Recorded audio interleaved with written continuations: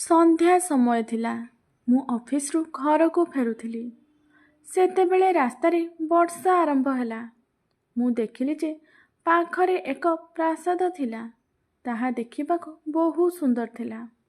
ମୁଁ ସେହି ପ୍ରାସାଦର ଫାଟକ ନିକଟକୁ ଗଲି ଏବଂ ସେଠାରେ ଯାଇ ଛିଡ଼ା ହୋଇଗଲି। ବର୍ଷା ଧୀରେ ଧୀରେ ଜୋର ହେବା ଆରମ୍ଭ କଲା। ସେତେବେଳେ ମୁଁ ଦେଖିଲି ଯେ ଗେଟ୍ଟି ଖୋଲା ଅଛି। ତେଣୁ ମୁଁ ସେହି ପ୍ରାସାଦର ଭିତରକୁ ଗଲି। ଯେତେବେଳେ ମୁଁ ଭିତରକୁ ଗଲି, ସେତେବେଳେ ବାଲକୋନିରୁ ଜଣେ ମହିଳା ମୋତେ ଦେଖୁଥିଲେ ଏବଂ ସେ ମୋତେ ପଚାରିଲେ, ତୁମେ କିଏ? ମୁଁ କହିଲି, ବାହାରେ ବର୍ଷା ହେଉଛି, ସେଥିପାଇଁ ମୁଁ ଭିତରକୁ ଚାଲି ଆସିଲି। ବର୍ଷା ବନ୍ଦ ହୋଇଗଲେ ମୁଁ ଚାଲିଯିବି। ସେହି ମହିଳା ଜଣକ କହିଲେ, କିଛି କଥା ନାହିଁ, ଉପର ମହଲାକୁ ଆସ। ମୁଁ ଆଶ୍ଚର୍ଯ୍ୟ ହୋଇ ଭାବିଲି ଯେ ମହିଳା ଜଣକ କେତେ ଭଲ। ସେଥିପାଇଁ ସେ ମୋତେ ଉପର ମହଲାକୁ ଡାକୁଛନ୍ତି।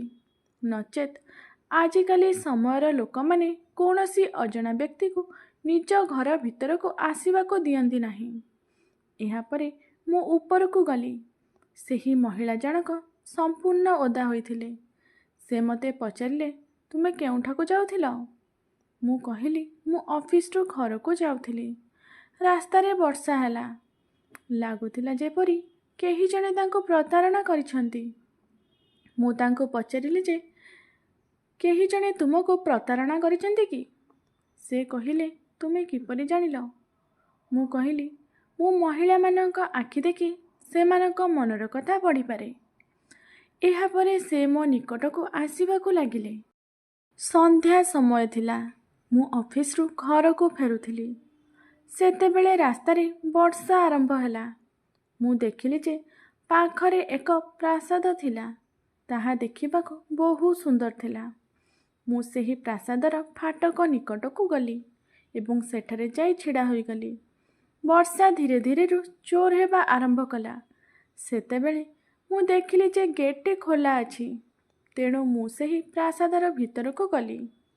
ଯେତେବେଳେ ମୁଁ ଭିତରକୁ ଗଲି, ସେତେବେଳେ ବାଲକୋନିରୁ ଜଣେ ମହିଳା ମୋତେ ଦେଖୁଥିଲେ ଏବଂ ସେ ମୋତେ ପଚାରିଲେ, ତୁମେ କିଏ? ମୁଁ କହିଲି, ବାହାରେ ବର୍ଷା ହେଉଛି, ସେଥିପାଇଁ ମୁଁ ଭିତରକୁ ଚାଲି ଆସିଲି। ବର୍ଷା ବନ୍ଦ ହୋଇଗଲେ ମୁଁ ଚାଲିଯିବି। ସେହି ମହିଳା ଜଣକ କହିଲେ, କିଛି କଥା ନାହିଁ, ଉପର ମହଲାକୁ ଆସ। ମୁଁ ଆଶ୍ଚର୍ଯ୍ୟ ହୋଇ ଭାବିଲି ଯେ ମହିଳା ଜଣକ କେତେ ଭଲ।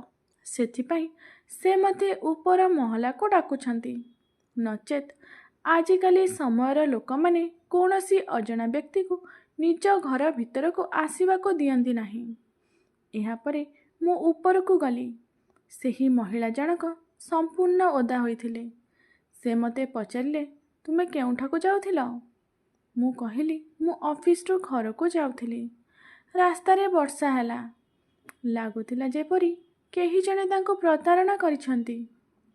ମୁଁ ତାଙ୍କୁ ପଚାରିଲି ଯେ, କେହି ଜଣେ ତୁମକୁ ପ୍ରତାରଣା କରିଛନ୍ତି କି? ସେ କହିଲେ, ତୁମେ କିପରି ଜାଣିଲ? ମୁଁ କହିଲି, ମୁଁ ମହିଳାମାନଙ୍କ ଆଖି ଦେଖି ସେମାନଙ୍କ ମନର କଥା ପଢ଼ିପାରେ। ଏହାପରେ ସେ ମୋ ନିକଟକୁ ଆସିବାକୁ ଲାଗିଲେ। ସନ୍ଧ୍ୟା ସମୟ ଥିଲା। ମୁଁ ଅଫିସରୁ ଘରକୁ ଫେରୁଥିଲି। ସେତେବେଳେ ରାସ୍ତାରେ ବର୍ଷା ଆରମ୍ଭ ହେଲା। ମୁଁ ଦେଖିଲି ଯେ ପାଖରେ ଏକ ପ୍ରାସାଦ ଥିଲା। ତାହା ଦେଖିବାକୁ ବହୁ ସୁନ୍ଦର ଥିଲା। ମୁଁ ସେହି ପ୍ରାସାଦର ଫାଟକ ନିକଟକୁ ଗଲି ଏବଂ ସେଠାରେ ଯାଇ ଛିଡ଼ା ହୋଇଗଲି। ବର୍ଷା ଧୀରେ ଧୀରେ ଜୋର ହେବା ଆରମ୍ଭ କଲା। ସେତେବେଳେ ମୁଁ ଦେଖିଲି ଯେ ଗେଟ୍ଟି ଖୋଲା ଅଛି। ତେଣୁ ମୁଁ ସେହି ପ୍ରାସାଦର ଭିତରକୁ ଗଲି। ଯେତେବେଳେ ମୁଁ ଭିତରକୁ ଗଲି, ସେତେବେଳେ ବାଲକୋନିରୁ ଜଣେ ମହିଳା ମୋତେ ଦେଖୁଥିଲେ ଏବଂ ସେ ମୋତେ ପଚାରିଲେ, ତୁମେ କିଏ?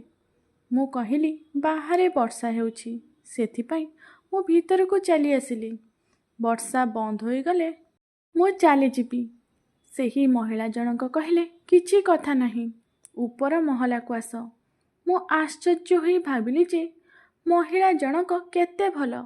ସେଥିପାଇଁ ସେ ମୋତେ ଉପର ମହଲାକୁ ଡାକୁଛନ୍ତି। ନଚେତ୍ ଆଜିକାଲି ସମୟର ଲୋକମାନେ କୌଣସି ଅଜଣା ବ୍ୟକ୍ତିକୁ ନିଜ ଘର ଭିତରକୁ ଆସିବାକୁ ଦିଅନ୍ତି ନାହିଁ। ଏହାପରେ ମୁଁ ଉପରକୁ ଗଲି। ସେହି ମହିଳା ଜଣକ ସମ୍ପୂର୍ଣ୍ଣ ଓଦା ହୋଇଥିଲେ। ସେ ମୋତେ ପଚାରିଲେ, ତୁମେ କେଉଁଠାକୁ ଯାଉଥିଲ? ମୁଁ କହିଲି, ମୁଁ ଅଫିସରୁ ଘରକୁ ଯାଉଥିଲି। ରାସ୍ତାରେ ବର୍ଷା ହେଲା। ଲାଗୁଥିଲା ଯେପରି କେହି ଜଣେ ତାଙ୍କୁ ପ୍ରତାରଣା କରିଛନ୍ତି। ମୁଁ ତାଙ୍କୁ ପଚାରିଲି ଯେ, କେହି ଜଣେ ତୁମକୁ ପ୍ରତାରଣା କରିଛନ୍ତି କି? ସେ କହିଲେ, ତୁମେ କିପରି ଜାଣିଲ? ମୁଁ କହିଲି, ମୁଁ ମହିଳାମାନଙ୍କ ଆଖି ଦେଖି ସେମାନଙ୍କ ମନର କଥା ପଢ଼ିପାରେ। ଏହାପରେ ସେ ମୋ ନିକଟକୁ ଆସିବାକୁ ଲାଗିଲେ। ସନ୍ଧ୍ୟା ସମୟ ଥିଲା। ମୁଁ ଅଫିସରୁ ଘରକୁ ଫେରୁଥିଲି। ସେତେବେଳେ ରାସ୍ତାରେ ବର୍ଷା ଆରମ୍ଭ ହେଲା। ମୁଁ ଦେଖିଲି ଯେ ପାଖରେ ଏକ ପ୍ରାସାଦ ଥିଲା। ତାହା ଦେଖିବାକୁ ବହୁ ସୁନ୍ଦର ଥିଲା। ମୁଁ ସେହି ପ୍ରାସାଦର ଫାଟକ ନିକଟକୁ ଗଲି ଏବଂ ସେଠାରେ ଯାଇ ଛିଡ଼ା ହୋଇଗଲି। ବର୍ଷା ଧୀରେ ଧୀରେ ଜୋର ହେବା ଆରମ୍ଭ କଲା। ସେତେବେଳେ ମୁଁ ଦେଖିଲି ଯେ ଗେଟ୍ଟି ଖୋଲା ଅଛି। ତେଣୁ ମୁଁ ସେହି ପ୍ରାସାଦର ଭିତରକୁ ଗଲି। ଯେତେବେଳେ ମୁଁ ଭିତରକୁ ଗଲି, ସେତେବେଳେ ବାଲକୋନିରୁ ଜଣେ ମହିଳା ମୋତେ ଦେଖୁଥିଲେ ଏବଂ ସେ ମୋତେ ପଚାରିଲେ, ତୁମେ କିଏ? ମୁଁ କହିଲି, ବାହାରେ ବର୍ଷା ହେଉଛି, ସେଥିପାଇଁ ମୁଁ ଭିତରକୁ ଚାଲି ଆସିଲି। ବର୍ଷା ବନ୍ଦ ହୋଇଗଲେ ମୁଁ ଚାଲିଯିବି। ସେହି ମହିଳା ଜଣକ କହିଲେ, କିଛି କଥା ନାହିଁ, ଉପର ମହଲାକୁ ଆସ। ମୁଁ ଆଶ୍ଚର୍ଯ୍ୟ ହୋଇ ଭାବିଲି ଯେ ମହିଳା ଜଣକ କେତେ ଭଲ। ସେଥିପାଇଁ ସେ ମୋତେ ଉପର ମହଲାକୁ ଡାକୁଛନ୍ତି। ନଚେତ୍ ଆଜିକାଲି ସମୟର ଲୋକମାନେ କୌଣସି ଅଜଣା ବ୍ୟକ୍ତିକୁ ନିଜ ଘର ଭିତରକୁ ଆସିବାକୁ ଦିଅନ୍ତି ନାହିଁ। ଏହାପରେ ମୁଁ ଉପରକୁ ଗଲି। ସେହି ମହିଳା ଜଣକ ସମ୍ପୂର୍ଣ୍ଣ ଓଦା ହୋଇଥିଲେ। ସେ ମୋତେ ପଚାରିଲେ, ତୁମେ କେଉଁଠାକୁ ଯାଉଥିଲ? ମୁଁ କହିଲି, ମୁଁ ଅଫିସରୁ ଘରକୁ ଯାଉଥିଲି। ରାସ୍ତାରେ ବର୍ଷା ହେଲା। ଲାଗୁଥିଲା ଯେପରି କେହି ଜଣେ ତାଙ୍କୁ ପ୍ରତାରଣା କରିଛନ୍ତି। ମୁଁ ତାଙ୍କୁ ପଚାରିଲି ଯେ, କେହି ଜଣେ ତୁମକୁ ପ୍ରତାରଣା କରିଛନ୍ତି କି? ସେ କହିଲେ, ତୁମେ କିପରି ଜାଣିଲ? ମୁଁ କହିଲି, ମୁଁ ମହିଳାମାନଙ୍କ ଆଖି ଦେଖି ସେମାନଙ୍କ ମନର କଥା ପଢ଼ିପାରେ। ଏହାପରେ ସେ ମୋ ନିକଟକୁ ଆସିବାକୁ ଲାଗିଲେ। ସନ୍ଧ୍ୟା ସମୟ ଥିଲା। ମୁଁ ଅଫିସରୁ ଘରକୁ ଫେରୁଥିଲି। ସେତେବେଳେ ରାସ୍ତାରେ ବର୍ଷା ଆରମ୍ଭ ହେଲା। ମୁଁ ଦେଖିଲି ଯେ ପାଖରେ ଏକ ପ୍ରାସାଦ ଥିଲା। ତାହା ଦେଖିବାକୁ ବହୁ ସୁନ୍ଦର ଥିଲା। ମୁଁ ସେହି ପ୍ରାସାଦର ଫାଟକ ନିକଟକୁ ଗଲି ଏବଂ ସେଠାରେ ଯାଇ ଛିଡ଼ା ହୋଇଗଲି। ବର୍ଷା ଧୀରେ ଧୀରେ ଜୋର ହେବା ଆରମ୍ଭ କଲା। ସେତେବେଳେ ମୁଁ ଦେଖିଲି ଯେ ଗେଟ୍ଟି ଖୋଲା ଅଛି। ତେଣୁ ମୁଁ ସେହି ପ୍ରାସାଦର ଭିତରକୁ ଗଲି। ଯେତେବେଳେ ମୁଁ ଭିତରକୁ ଗଲି, ସେତେବେଳେ ବାଲକୋନିରୁ ଜଣେ ମହିଳା ମୋତେ ଦେଖୁଥିଲେ ଏବଂ ସେ ମୋତେ ପଚାରିଲେ, ତୁମେ କିଏ?